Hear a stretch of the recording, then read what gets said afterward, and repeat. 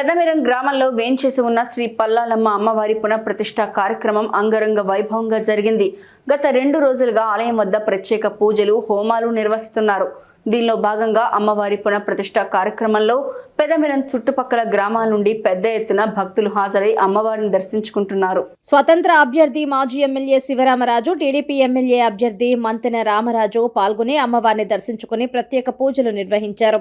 ముందుగా గ్రామ సర్పంచ్ డొక్కు సోమేశ్వర దంపతులతో పాటు పలువురు భక్తులు హోమాలు నిర్వహించారు.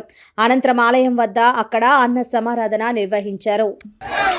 దేవాలయం పురాతనమైన దేవాలయం. ఆ దేవాలయాన్ని గ్రామ పెద్దలు, గ్రామస్తులందరూ కూడా అమ్మవారికి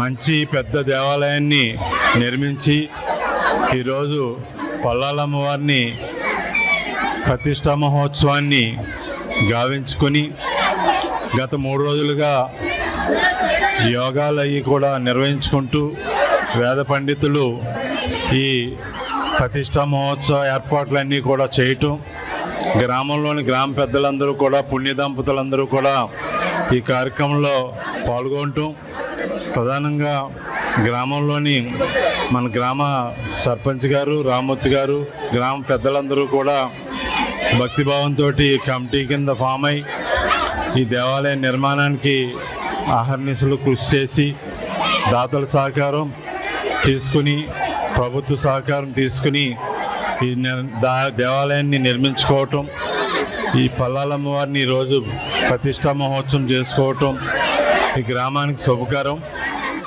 మా గ్రామ దేవత శ్రీ శ్రీ పల్లాలమ్మవారి ఆలయ పునర్నిర్మాణం ఈ రోజున పునఃప్రతిష్ఠ ఈరోజు జరిగినది. పెదమిరం గ్రామస్తులు, భక్తులు, గ్రామ ఆడపడుచులు వేలాదిగా పాల్గొని ఈ కార్యక్రమం చాలా జయప్రదంగా పూర్తి చేశారు. అది నిన్న ఊరేగింపు చాలా బ్రహ్మాండంగా జరిగినది. మహిళలందరూ కూడా వందలాదిగా తరలి వచ్చి ఊరేగింపులో పాల్గొని ఆ అమ్మగారి సేవలో తరించినందుకు వారందరికీ కూడా పేరు పేరున ధన్యవాదాలు తెలియజేసుకుంటున్నాం. ఉండి మాజీ శాసనసభ్యులు వేటుకూరి వెంకటశివరామరాజు గారు ఇప్పుడే అమ్మవారిని దర్శించుకున్నారు. వారు మాతో ఉన్నారు. మీరు రావడం మాకు చాలా సంతోషాన్ని కలగజేస్తుంది సార్. మా గ్రామానికి ఆ అమ్మవారి ఆశీస్సులు మీకు సదా ఎల్లవేళ ఆశీస్సులు అందజేసి మీకు ఆరోగ్యాలు, అష్టైశ్వర్యాలు అన్నీ కల్పించాలని అమ్మవారిని కోరుకుంటూ